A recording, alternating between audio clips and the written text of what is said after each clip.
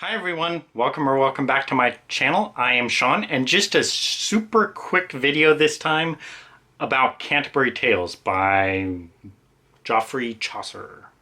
This is a book that is off the top 1000 list, 1000 books to read before you die by James Moostich. I read a little bit of it in high school because it was required reading, and here's the thing. The main problem with this book is it is written in Middle English, which is very different. It's like almost indecipherable. I can read like 50% of it, and the other half is just indecipherable. I just completely wrong with it. And this book should really be read in Middle English because there are just things that cannot translate. And when you try to translate it from Middle English into Modern English, it just loses so much of its quality. But the Middle English is just so hard to read and enjoy. So because of that, I can't really read the Middle English because it's just confusing. Half of it just, no, I can't understand it.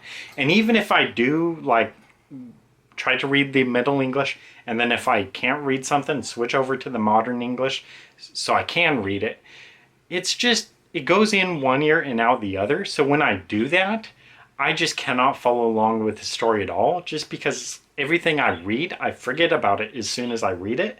So what I would have to do to try to understand the book is just read the Modern English. And because of that, just so much of the book's quality is lost in translation, and it's just not really enjoyable. It's just bland. You don't get much from reading the modern translation. So I think the book is just in a real difficult position where the Middle English is the way to read the book, if you can read it. I cannot.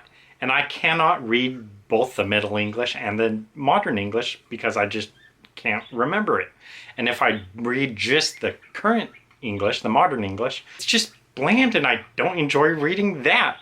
So what I have to say about Canterbury Tales and Chaucer is I definitely do respect his work, and in the Middle English it is definitely a masterpiece. I mean, it's just flawlessly written, and it's quite amazing that he could do all this because it's all rhyming dialogue and stuff, or rhyming words, and it's just quite masterful how he does it, how he uses English like this, and it's great.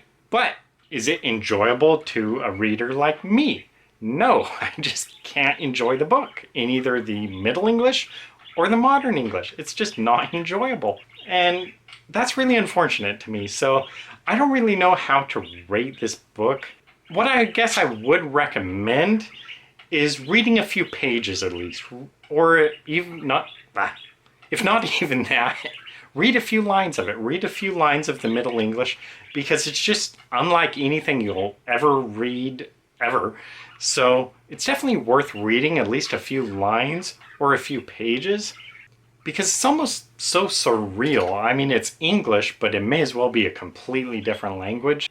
And if you can read the whole thing and enjoy it, props to you, but I can't do that.